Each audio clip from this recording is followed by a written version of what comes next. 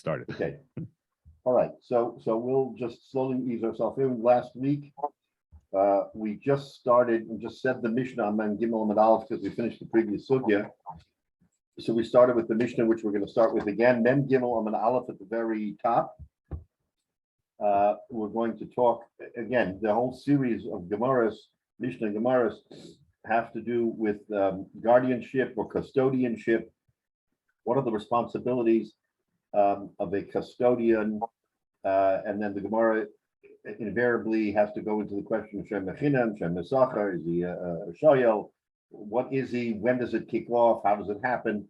And these have great ramifications because halachically, this is what we are dealing with today. When we deal interpersonal, depending on, especially in business, when people have connections to each other, then the question in halacha will come up whether a person was a shomer sachar, if he got paid, did he not get paid, and we'll see from this Gemara that we're going to learn that those nuances are very, very sometimes vague as to whether or not how you treat him, what class you treat him in, and that has a big effect on what responsibilities he has for repayment or not for repayment. So this Gemara, while it's close to 2,000 years old, again, we say that it's the foundation of our halacha, so it's very germane.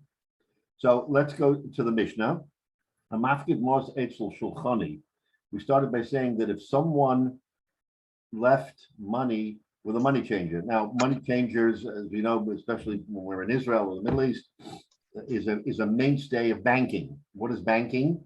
In other words, you give somebody a money changer, someone who sits invariably at a table in the outdoors, but it could be a bank, and they deal with mekach hamemper, they deal with money, they change money and do things of that nature. So here in this particular situation, Ruvain was going out of town, and he had a friend Shimon who was a money changer, and he said, "Shimon, hold this money for me. I can't take it with me, so I want you to hold this money." Now he could have given it to any friend, but by giving it to a money changer, here's the nuance. What is a money changer? What's his business? His business is working with money. So at least you have a hava amina, right? A hava amina, that if he's giving him money, he's giving him money for purposes of his using it, not just to be a friendly shomer. That's at least what you would think. And that's what the Gemara and the Mishnah and the Gemara have to elaborate. Did he give it to him as a friend? Do me a favor, I need a reliable person to hold my money. Or did he give it to him? Say, sure. I mean, that's your panasa, and I'm okay if you use it for panasa. This is the big question that this Mishnah is going to delve. Says the Mishnah, in Churorin, if they're bundled, in other words, if he gave him a bundle of money, which was wrapped, and we'll see what wrap means. But let's say a bundle of money that was wrapped, it wasn't loose. Says the Mishnah, lo yishtamish behen. This is a siman that the money changer should not use them. It was not a, here's the money, use it for your business. It was, here's the money, I'm going out of town, hold it for me. The fikach, says the Mishnah, im avdu enechai be'achriyosim. This is very, very important. So let's closely look at the words. Im avdu. What class is he? Shem Chinam, Shem Mesachar, what is he? So he's a shomer chinam because he's not getting paid and he can't use the money. So the fikach im avdu and chayv yachrusim, because a shomer chinam is only chayv on pshia, on carelessness, not on avdu if he loses it. So because he is not using it, he's not chayiv to return it if it got lost. On the other hand, mutarin, if you gave him a sack full of coins, in other words, not wrapped, it was loose money, could have been bills too, but it was loose, yishtamish bahen, the mistama, he gave it to him in his capacity as a money changer, and he may use it. Yishtamish bahen, he may use it. Lefikach im avdu chai be'achriusim. Therefore, if he loses it, since he is a shomer, what is he? Oh, wait, we don't know, but he's something, and we'll see in a minute what, and therefore he's chayav yachriusim if he loses it. Now, again, to review, a shomer chinam is only chayiv and pshia. A shomer sachar is chayiv and gnev and aveda, and the shoel is chayiv for everything: pshia, gnev, aveda, ones, everything. So the Mishnah tells us that if it's loose money, he may use it, and therefore he's chayiv b'achriyusan. Therefore, if it's avdu, he's chayiv. Okay. The big question is, what is he? The Mishnah doesn't tell us what class of person he is, what kind of shomer he is. So that we have to take a look at Rashi. So what does Rashi tell us? Rashi says, well, Rashi doesn't say anything actually. So Rashi is not elucidating for us so far anything clear. All right. So that's the first part of the Mishnah. Now, the second part of the Mishnah is what happens if Reuven has a friend Shimon who is not a shulchani, he's just a regular guy, and he is Eitzel Balabayas. He gives it to Shimon, his friend, who's a Balabayas. He's not a professional money changer. Says the Mishnah, Bein Sorin, Bein Mutarin, Lo Yishtamish Behen. If he gives it to a friend to hold where there is no professional capacity that this friend has, it means he's a shomer. And if Lo Yishtamish Behen, he shouldn't use it at all. Therefore, he's a shomer chinam, plain and simple. He's not getting paid. He's just watching the money. And if it gets lost, not through his carelessness, not follow. Is that helping it to not follow any command that's there? No, I can go up parallel. It'll be the same thing. It's a function. It won't have anything to do. Are we hearing an echo, or is that a question? It was somebody who was accidentally unmuted, I think. Oh, okay. All right. So now a balabayas is like you and me, and therefore we assume he's a shomer chinam, lo yishtamish, and therefore he's not chayiv. Now the third part of the Mishnah, third category, says there's a machlokes between Rabbi Meir and Rabbi Yehuda, a chenveni, a storekeeper, not a money changer. Money changer is someone who the image we have is he sits at a table and people come to him. Especially again, we think of a money changer in Israel. Okay, you come to him, you say, I have $100, I need shkolim, and he gives you shkolim, puts down the money, and we transact. Usually, that's all he does. A chenveni is a storekeeper. You go to a makolet, you go to a supermarket or any store, he's a chenveni. And the question is, if you give money to a chenveni, a storekeeper who's in business, but not in the money changing business, so the machlokes kabbalah bias, divrei Rab Meir. The Meir says he's like a balabayas. He has there's no connection other than he's watching the money.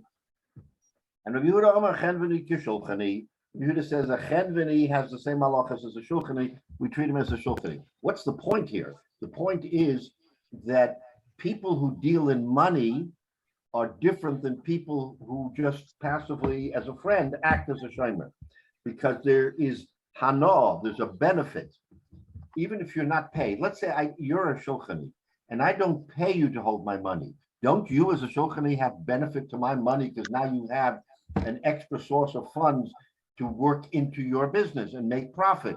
Because I just gave you $100, and you are able to use that $100 in your business. I didn't pay you a fee to watch my money, but inherently the fee is the ability to use my money. That's how we have to think of it as of now. Okay, so now that's the Mishnah. A shulchani, a balabayas, a chenveni. Okay, now we're going to get into the really the important questions of how this works. So now Gemara asks a kasha. Okay, mishum ditzror lo yishtamish bohen. So now this is sort of the key question. We have to look at Rashi. It's a question. Because they are bundled, he shouldn't use them. Bitmiya, says Rashi, question. Uma gilu das yesh kan. She'en chayfet sheyishtamish bohen. Ma'ach she'hen mutorin. Ka'armit yishtamish bohen. The hamafkid etzlo yodeya shu tzarech tadir lemors. The Gemara asks an incredible question. What do you mean? Because they were bundled, he doesn't use it. If you're giving money to a money changer, 99.9%, he is going to use that money. It's irrelevant if it's bundled or not bundled. He needs the money. The money is there for his use. So inherently, you can't say, says the Gemara in this question, that he is passive and therefore if it gets lost, he should be potter. He has to be chayiv because he's a shomer sacher. Why is he a shomer sacher? He didn't get paid because inherently the use of the money is his schar. That's his payment. And you can't say, oh, he gave it to him.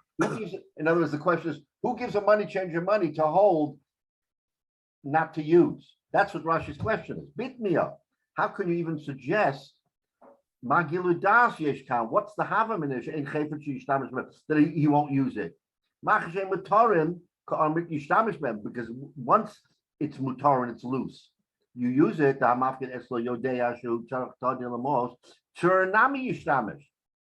So then there should be no difference between tzrurin and mutarin, whether it's bundled or not bundled. The derech kol adam lo truma also. So that's the Gemara's kasha. The Gemara doesn't even understand how you can distinguish between tzrurin and mutarin. It's all the same. So that's the kasha. Amar Avasi, Amar Rav Yehuda. No, that okay. Again, sort of preliminarily, this is the question, and the answer is no. There is such a thing as tzrurin that you can't use. How says Rabbi Yehuda? But tzrurin v'chasumim shani. Not only was it bundled, but it was sealed. There was a chesima. There was a they had seals in those days, so with wax or anything else. So clearly, this was a do not use situation. So he's just clarifying that if you have tzrorin, maybe regular tzrorin, you can use it, and therefore you're a shemer sacher, and therefore you're chayav. But tzrurin v'chasumin, no. Rav Mari Omer bekesher meshuna, that we're talking about a kesher meshuna that he tied it up with an unusual knot, which clearly indicated not to use. All right, ikeda amrei. Others interpret it differently. Boy, Rav Mari asked the kasha kesher meshuna mai. What's the halacha by kesher meshuna? Is it considered tzrurin or is it more than tzrurin? And the answer was teiko. Obviously, they didn't have an answer. So, in any event, this whole little discussion at least puts the question into perspective that tzrurin itself may or may not be. Tzrurin may be like mutarin for a person who's used to working with money. Giving it to him tied up in a little bundle means nothing. It has to be either tied up and sealed or some unusual thing where you can say there was no question that he didn't want him to use the money, in which case he would not be chayiv if there was a geneva. All right. Question. Okay, I take $100 in cash into the bank and say, put this essentially into my account. They didn't have the accounts back then. It was the same idea, and you hold on to it. And if I come back tomorrow, I may get and say, oh, now I need $100. They'll look and say, oh yeah, you gave us $100 yesterday, so here's $100 back. I have zero expectation that it would be the same $100. And so I'm wondering here is, aside from the issue of if it was tied up in a particular way, and then you would be expecting the same money back, in general, was there any expectation if you handed the money off and then got the money back that it would be the same money, or was money considered fungible the way we do it today, where every $20 bill is considered the same? The latter for sure, because it's the concept of the money, not the money. In other words, right? I gave you $20, so I want $20 back. Unless for some reason, again, there was very specific content. I want this 20 because this 20 has a certain marking or it has a meaning to me. I just want you to hold this 20. My father gave it to me before he passed away, or for my bar mitzvah, or something. Unusual. Right. So then the idea of putting it with a special thing might be, in a certain sense, might be like if I said, oh, I'm going to take this cash. And you, the banker, know you have this money here. You've got $1,000 more of collateral, but in reality, when I'm putting it into a safe deposit box, I don't want you to touch this actual money because this is Right. special money, Right, but yet it's still in your possession at this time. And so if That's I right. come back, I could get the same money. that's right. So the safe deposit box is the tzurin v'chasumin. That's the equivalent of a sealed Right. tzurin or something like that, where it's off limits and you shouldn't even touch it. So somehow that makes a distinction. So in any event, that's how the Gemara wants to at least answer the preliminary question of what we're talking about. Now we're Rabbi, going to get is that- really into a more detailed understanding of the Mishnah, because Mutarin says the Gemara Yishtamish Behen.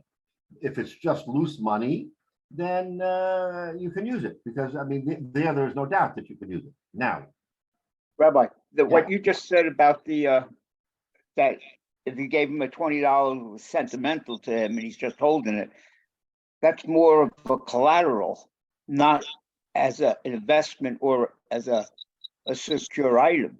So if he's collateralizing it, well, in the need that, let's say he's in a financial loss and he has to pay that loss, can he use that, that coin or whatever it is that he told them to watch for it? That's his responsibility. no, As a showman. the answer is no. The answer is that if that 20 was a special 20 for which he did not want it to be used, so if the money changer finds himself in a difficult strait, he can't use that 20, because that 20 it wasn't $20, it was that 20, and that 20 was the equivalent of Trorin V'chosman. Let's just say it was signed, sealed, and delivered, not to be used, just to be watched. And Well, so therefore, under those circumstances, that money, if it's lost, the money changer is not chayiv to return, because he was a shomer chinam. He wasn't a shomer sachar. He had no access to that money, and we're saying access makes him a shomer sachar. Non-access makes him a shomer chinam. So by keeping that special 20 and not having the ability to use it, he is a shomer chinam. He's only chayiv for pshia, for his own carelessness, but he's not chayiv for geneva and aveda. So that's in fact what the Gemara is telling us, that Then he's not responsible for that. he's not responsible for that, because money is not just money. Money most of the time is money, but when money has a specific purpose, Value. Yeah. then you can't count that. And the Gemara said that you have to show that. So how do you show it? Because you don't just bundle it, you bundle it and seal it. Nobody breaks a seal without permission or something like that. But Right. apparently just bundling was no big deal. And you could unbundle it and use it, and therefore you're a shomer sachar, because you know that even the bundled money without seal is available for your use. Right. Okay. Thank you. So now says the Gemara Mutar and Yishtamish B'hem, the Mishnah says that loose money you can use. Amar Rav Huna. So now we're going to get into a discussion and a machlokas. Amar Rav Huna. Rav Huna comes and he introduces the following concept, and he says, Va'afilu nensu. And so this is interesting. Remember, we said that in the categories of responsibility is a shomer chinam, a shomer sachar, and let's skip the sachar for a moment. Let's go say a shoel. If someone is a shoel, means he's borrowed an object or borrowed money, then he has the greatest responsibility of all. Not only is he chayiv for geneva and aveda, but he's chayiv for accidents. An accident is something that's not within his control, but he loses the money. So where does the accident come in? So says the Gemara here, Mutarin, according to Rav Huna, afilu nansu. Even if he had an accident usually by definition means not in his control, something that he could not foresee or that he could not avoid. So according to Rav Huna, our Mishnah means to say that when you have loose money, you're chayiv for everything that happens to the money, your fault, not your fault, whether it's stolen, lost, accident, things that are not even in the realm of your control. Okay. So now you see Rav Huna has a very, very large net that he casts over the responsibilities of a shomer, because he's more than a shomer, he's a shoyel. So right away, the Gemara asks the kasha, how can you say that Rav Huna means nensu, which is that most extreme category?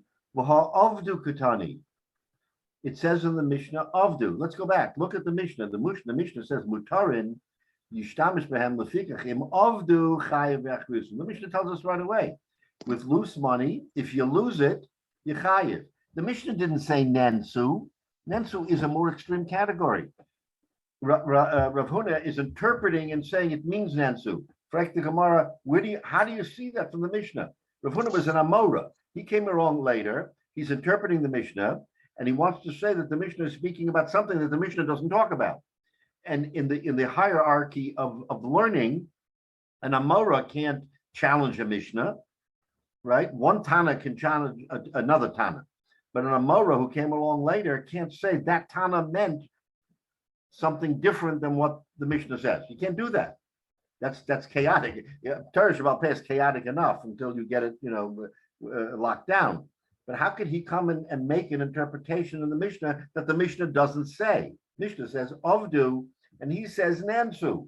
It means he puts a far more extreme burden on the money changer than the Mishnah even contemplated. That's the kasha of the Gemara. All right. So let's look at Rashi. Vafilu nansu.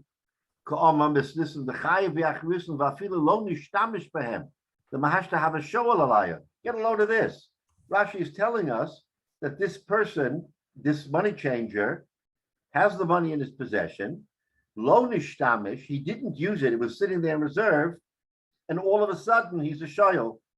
In other words, he has a mantle of a shoyel even before he used the money. And if something happened that was totally untoward, he's chayiv. That's shad shoyel, that he takes upon himself a much larger responsibility. So where does Rav Huna come to say this? Says the Gemara that Rav Huna gets his learning, his understanding from Rabbah. Because Rabbah made the following observation. And Rabbah made this observation in another Gemara, not even in our Gemara, but in another Gemara, in Masechet Shkalim, he makes a different observation. What's the observation? Listen to this. Nignevu belistin mezuyin. That the definition of stealing money is belistin mezuyin, is by armed robbers, and armed robbers by definition is an extreme unavoidable event. So you see that what we call unavoidable, he calls nignevu, right? Nignevu is what you and I think about. Oh, he's walking along, and there's a holdup. They take it away from him, and even if he tried fighting, he didn't get it back, whatever. On a lower level, he's saying, nignevu means armed robbers, the mafia. The mafia came to your door and said, hand it over. Are you even going to think about fighting? So why is that not an extreme that he shouldn't be chayiv for? Because only a shoel is chayiv for unavoidable. So this is the definition of unavoidable. Because if someone comes along and has got packing guns, you don't mess with him. You give him the money. But then you say, look, this wasn't a regular case. This was an extreme case. So you see that Rav Huna in that Mishnah in Shkalim interprets nignevu, plain stealing, as listed in mezuyin, unavoidable because of robbers. Avdu, nachbesa. What is avdu? Avdu is what we think about. Oh, I walked along, fell out of my pocket. I don't know where it is. I'll go back. I'll retrace my steps. Simple avdu. No. Shenitfa svira b'yam. He sent it along on a cargo ship, and the cargo ship drowned. You're not getting that back. That is not even the Havamina, you'll get it back. So what is that? Again, that's an extreme. That's an unavoidable. So you see that Rabbah touches up Nignevu v'avdu as unavoidable. What you and I would call a shoyel. A shoyel is chayav for the unavoidable.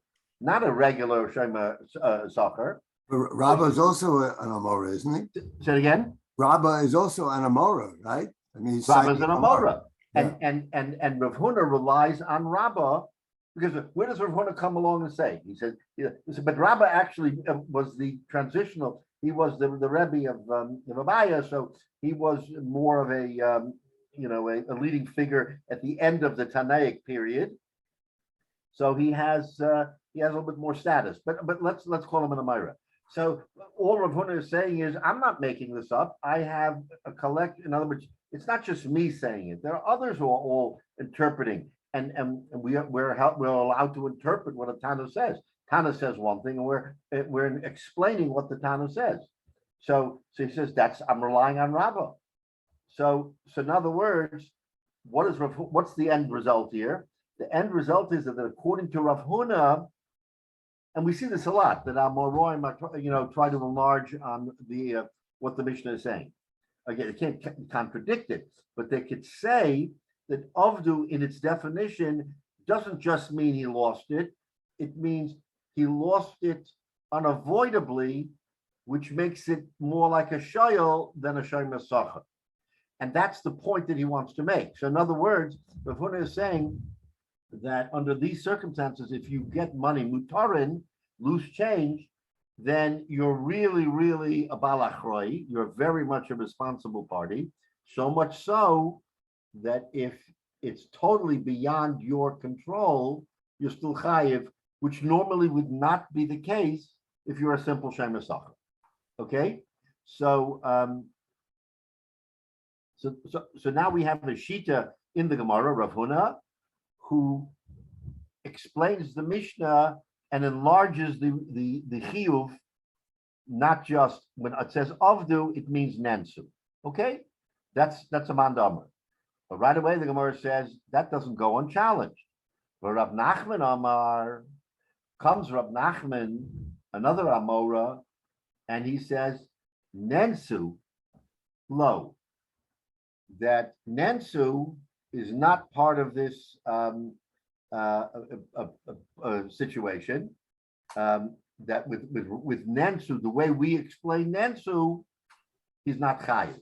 Okay, here the Gemara doesn't go into depth. It will a little bit later, but so at least on the face of it, we have a machlokes amaroim between Rav Huna and Rav Nachman. What the Mishnah means when the Mishnah says that a money changer who gets loose money is chayiv. What's he chayiv for? According to Rav Huna, he's chayiv for everything.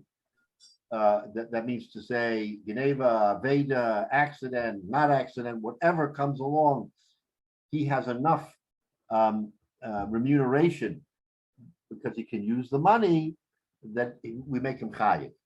Says Rav Nachman, that's not the case. The Mishnah specifically said avdu, and he doesn't hold like Rabbah. He doesn't hold like Rabbah, that you can enlarge this pshat to include Nansu. Okay.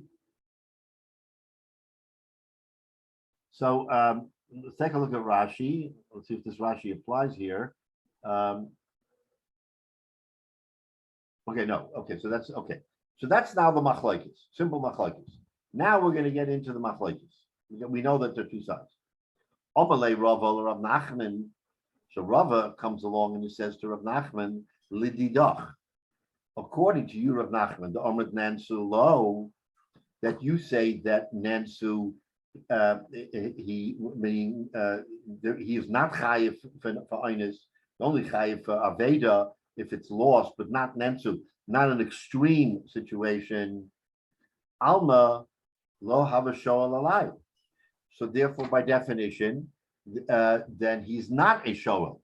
In other words, if it's lost through something not in his control, then he is not chayiv, right?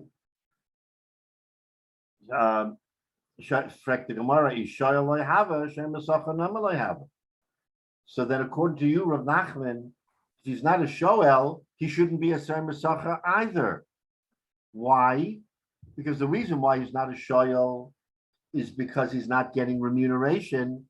If by definition he's not getting remuneration, why do you say he's a shem mesacha? He's only a shomer chinam. In other words, the Gemara is trying to turn the language of the Mishnah against Rab Nachman and saying if Rab Nachman doesn't hold him a shoyel, you can't hold him a shoyel masacha either.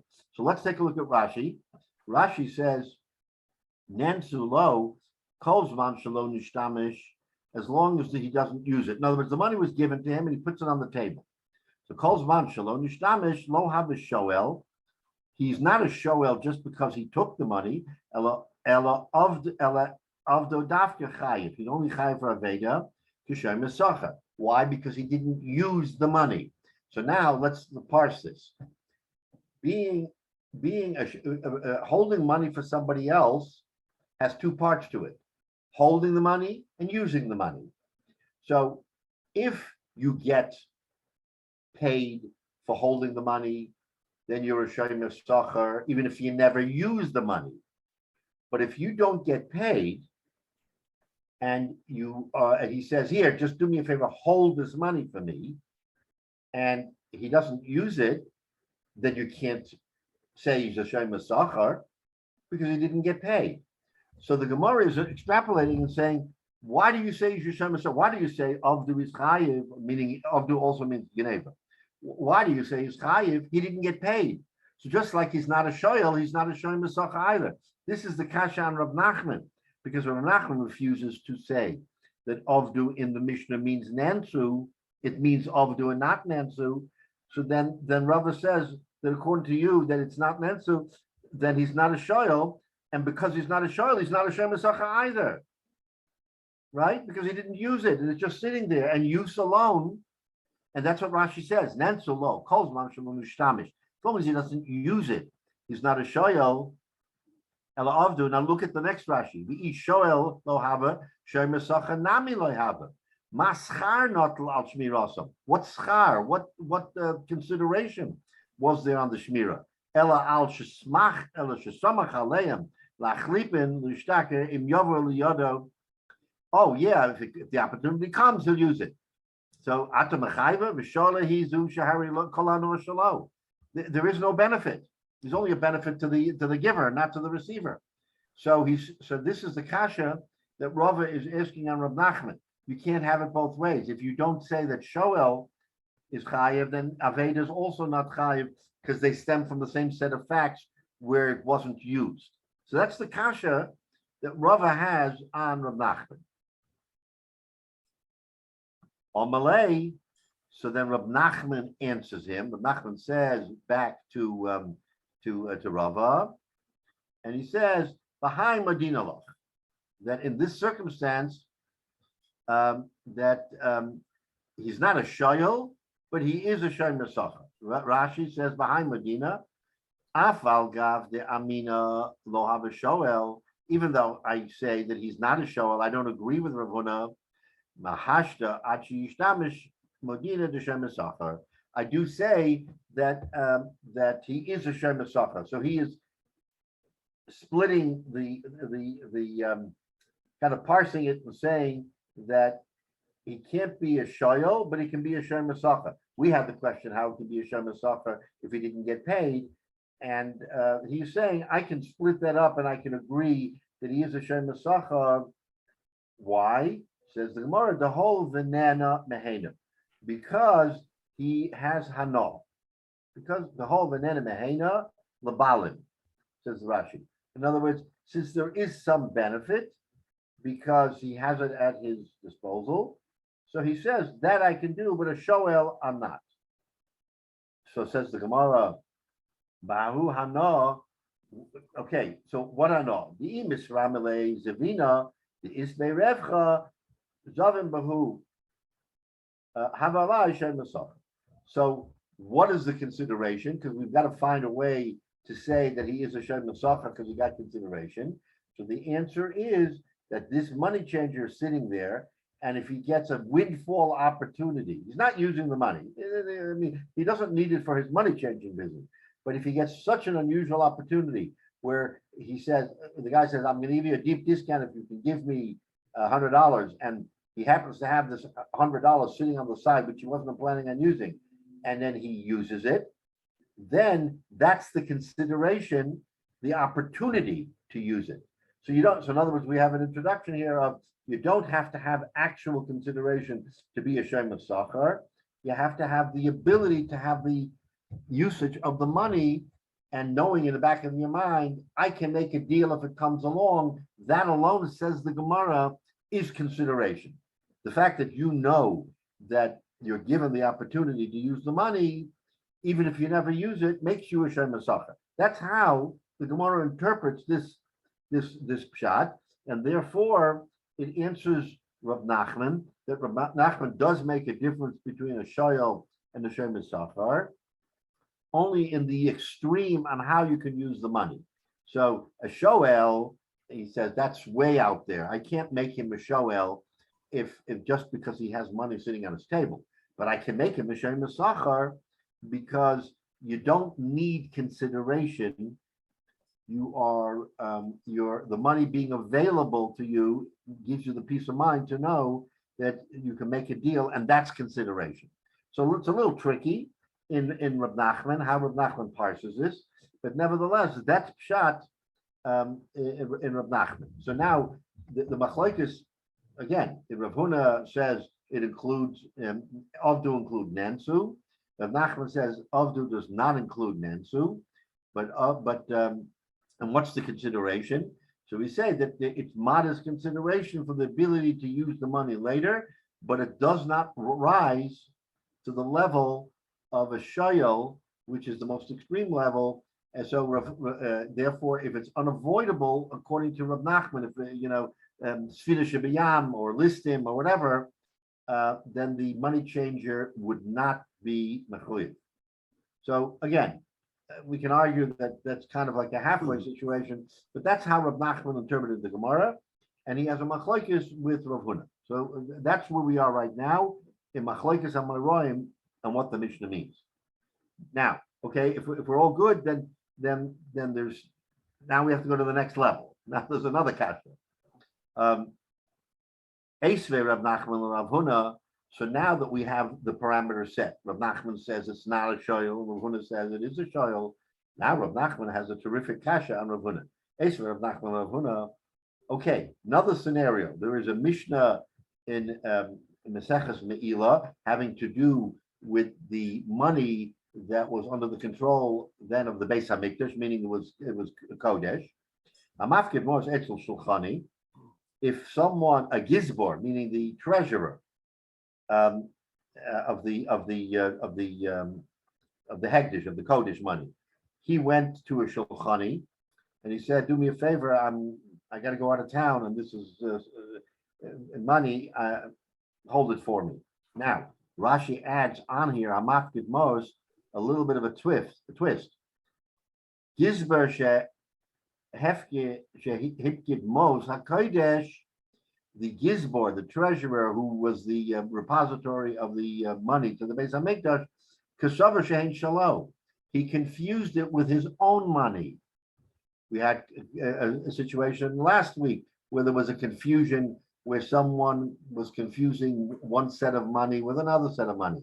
If you don't have them clearly demarked or have them in two different places, you accidentally take out the money from the drawer and it's Kodesh. And by the way, that Menashe is specific money. That bill is Kodesh. It's not just representative of money. It's that bill. That bill is Kodesh because it was given as Kodesh. You can redeem it later, whatever. But right now, that $20 bill or coin is Kodesh. So he puts it in the drawer and he pulls out money. And he pulls out a different $20 bill. It looks the same. It has no special markings. And that's what he gives to the shulchan. He says, "Do me a favor, hold this money for me." So now here we have a problem. If the gizbor gives money to the shulchani in tzrorin, so now we're going to talk about the halachas of the gizbor in a minute. But if they're bundled, lo yishtamish bahen.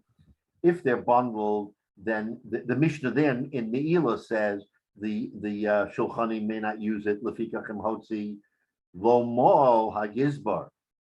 So now we have a different kasha. The kasha is the gizbar over on a lav of using hagdish money? Because if he takes money, accidentally thinks it's his own money, but it's not, it's Kodesh, and he gives it, accidents don't pater him from the chet. He still could be sinning with holy money. So he goes ahead, but the caveat is he gives it to the shulchani, and it's bundled. No chesima, nothing, just bundled. Lo yishtamish behen. That's the signal he shouldn't use it. Now, lefikach, if the shulchani imhotzi, if he uses it, lo mol hagizbar, then there is no meila. In other words, the only reason why there would be meila is because the shulchani used holy money. Now let's step back a minute. We have a klal gadol in Shas, en shliach l'dvar avera, that you cannot. If I tell you commit a sin and you commit the sin, it's not your sin, it's my sin. I cannot cast a chet and give you shlichus to do it and absolve myself. Halacha beferish in the Gemara. One exception, meila, kodesh. Kodesh does transfer. So if I tell you, and you know, I've got, this is kodesh, and you go ahead and use it, you are chayiv, not me. So in the case of, so in other words, there is shliach l'dvar avera by meila.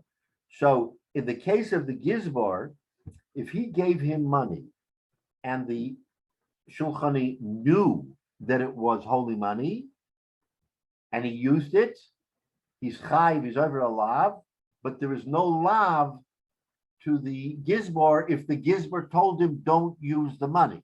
So there has to be an instruction, don't use the money. If he told him use the money, then farfalin, he's chayiv.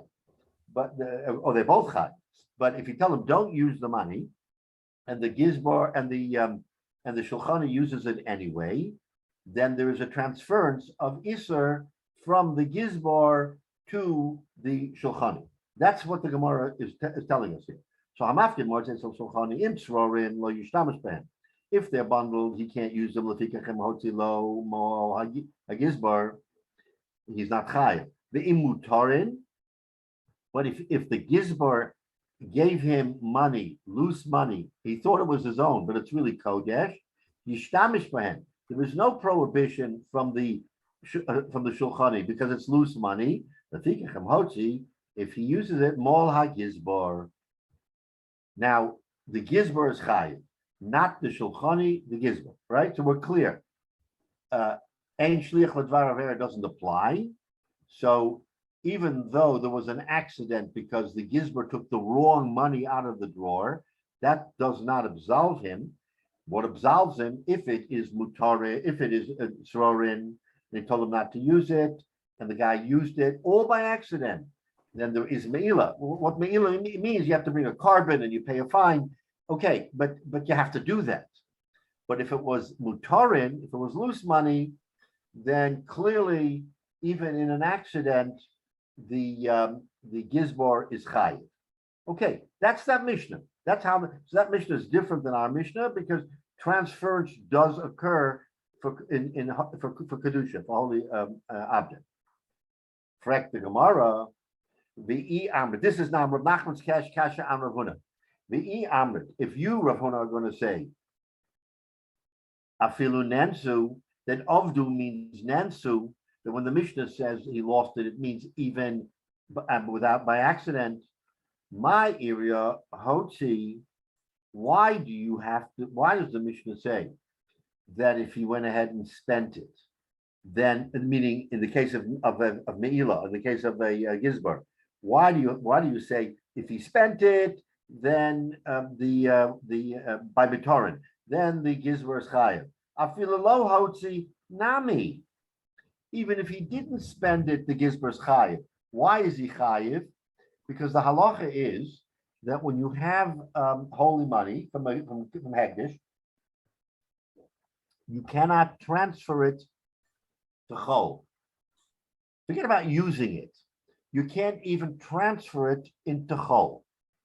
So the kasha is, the Mishnah says, makes a difference in the case of Mutarin, it says, you know when the Gizber is chayiv? If the money changer used the money. If he didn't use the money, no harm, no foul. Correct? The Gemara, this is the kasha that Rav Nachman says in Rav Huna. You're saying that Nensu is also chayiv. Nensu means you don't have to have any intent, even totally accidental. You're chayiv. Then why do you have to have hotzi? Hotzi means that he actually used it. Who cares about whether he used it? The minute it was in his possession, i.e., in other words, the transference from the gizbar to the shulchani triggers Nansu, because it's already an avera. It's an avera to take kodesh and give it to chol. And here he's giving it to the money changer for chol. Doesn't matter if the money changer used it or not. It's in his possession, and possession of kodesh by a not the gizbar is an avera. So that's the fine point. In other words, the mere transference of ownership, call it possession, ownership of kodesh money from the gizbar, who's allowed to hold the money, to a money changer who's not allowed to hold the money, already triggers an isser. So his kasha is, if you're going to go, you Rav Huna are going to go on a limb and say that Avdu means Nansu, then why bother telling me Hotzi that he spent it? Who cares if he spent it? The minute the gizbar gave it to the money changer, he's chayiv. There's an isser. So how are you going to get out of that? In other words, you've entangled yourself, Rav Huna, in a situation where you're enlarging the isser, but by enlarging the isser, you're basically saying the Mishnah makes no sense, because the Mishnah wants to parse the difference between Hotzi and Lo Hotzi. And I'm telling you that if you're going to go that route, there is no difference between Hotzi and Lo Hotzi. That's Rav Nachman's kasha and Rav Huna. So therefore, Rav Nachman keeps it very narrow, and Rav Huna enlarges it. But by enlarging it, you're opening up a can of worms, because now you're saying that in a situation where he transferred the money and never used it, he's chayiv b'meila, and he has to bring a carbon and pay a knas. That's pretty steep stuff.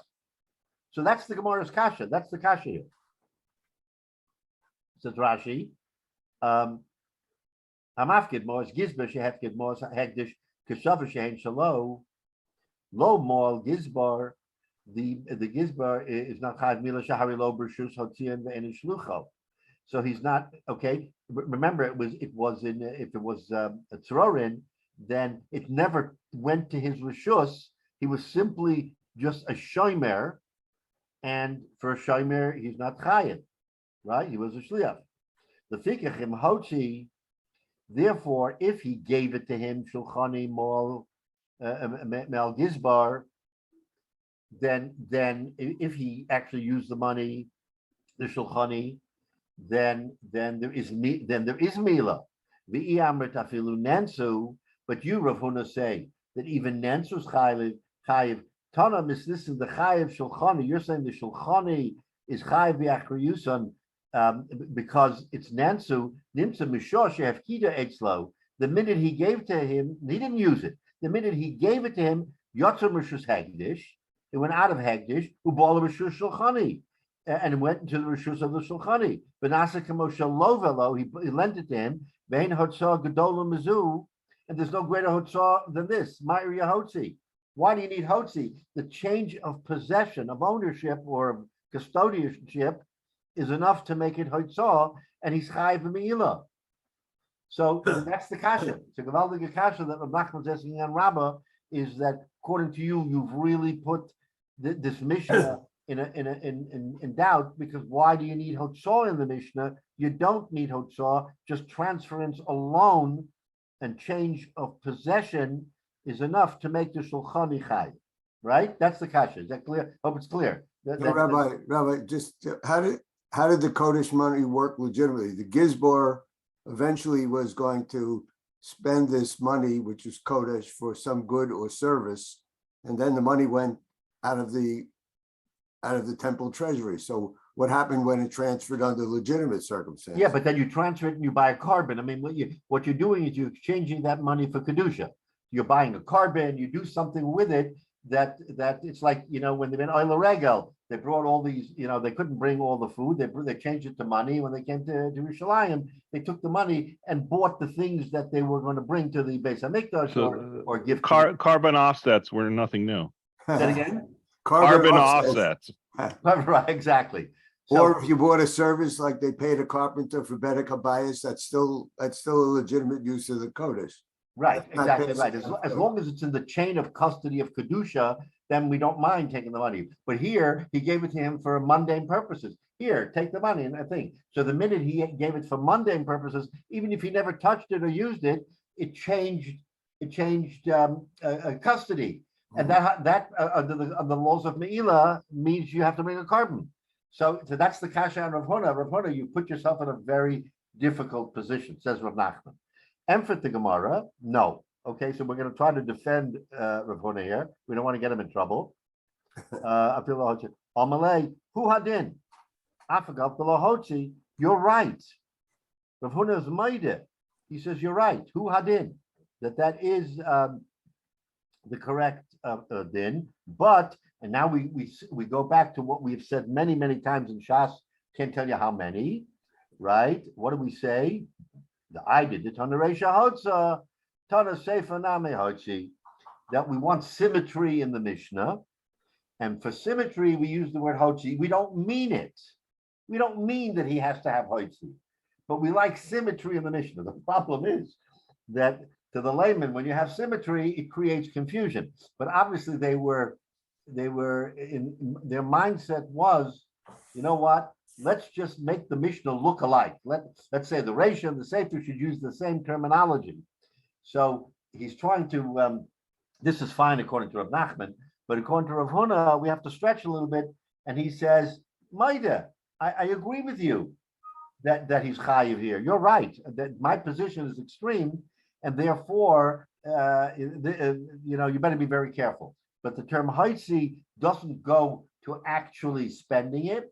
It's sort of a face or a cosmetic thing that the Mishnah should look alike. Yeah. All right. So I noticed a word in Rashi, and I have to wonder if this might be in a way related.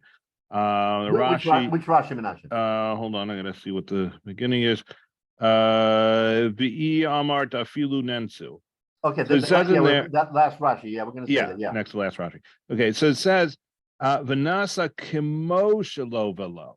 And so Right. I wonder if the idea is that with Hekdesh, if you hand it off, for all intents and purposes, that's if you loaned it off and it's, and therefore Hotzi and everything else.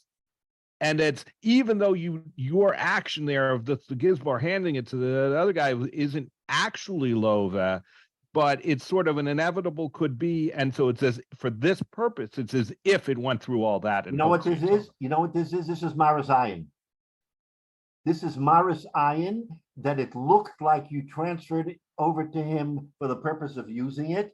And we're very stringent with Kodesh. That even a Maris Ayin is according to Rav Huna is enough to make him chayiv and over Meila. I have to maybe also as a thought, maybe also lifnei iver. You're handing it to him, and now this guy has all this money. He's got this money from Hekdesh, he's got this money from this and this and from that, and then he goes about his day where he's going ahead and mixing up money and loaning and this and back and forth, and you've sort of put him in a position where except the reason why we're not listening either because we said that the Gizba didn't do it with intent. He thought it was his own money. You're absolutely right. Oh, that's true. Okay. If he tricked them, then he would be in the chain of chiyuv. You're right, but it says here that he made an accident. So the Gemara is telling us that if you did it by accident and you made the transference, there's a situation where you are off the hook, but the shulchani is on the hook. So yeah, you're right. I mean, it all depends on the facts and what happened here. But we're very, very stringent with Kodesh, and therefore the Isser of Me'ilah, has to be accounted for. So, but that's the fact pattern that he did it by accident. So Rashi says, I did it on the Reisha Hotzi Lashmin and Revusa, the Afila Hotzi Lo Mo'al. In the Reisha, it was a Chiddush. The Afila Hotzi Lo Mo'al, there's no Me'ilah in the first part of the Mishnah because it was Tzururin, right? And Tzururin doesn't transfer. Tana Seifa Hotzi. Therefore, the Seifa says Hotzi to tell you that it does transfer. So the term Hotzi is to balance the ratio in the Seifa and say when there was Sarorin, there is no transference, and therefore the Gizbar never transferred it over to the Shulchani. But where it wasn't, where it was Mutarin, even if he didn't use it, it's already transference, and the Gizbar is Potter, and the Shulchani is Chayiv in Meila.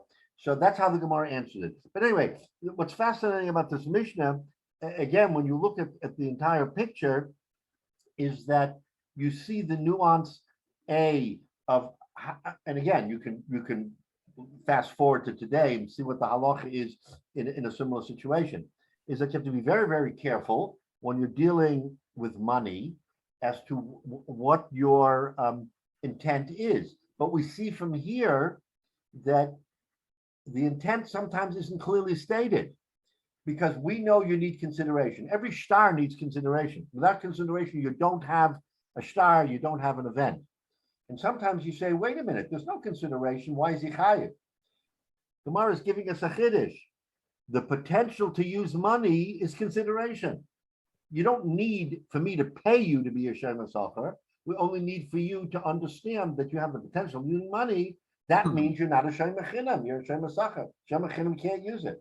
And again, that's a chiddush. It's a big chiddush, because our halacha today, which of course is much more sophisticated, when we do these shtaras for big deals and everything else, again, the halachas come into play. This isn't just for them. So the Shulchan Aruch codifies it, but it tells us in an event that between Mekach and Memker, you have to be very careful, which is why, unfortunately, when it comes to these dealings, that's why you have a machlokes between two parties. You have to go to Bezdin, and Bezdin has to parse through and get to the bottom of what was really intended as to whether or not there is consideration.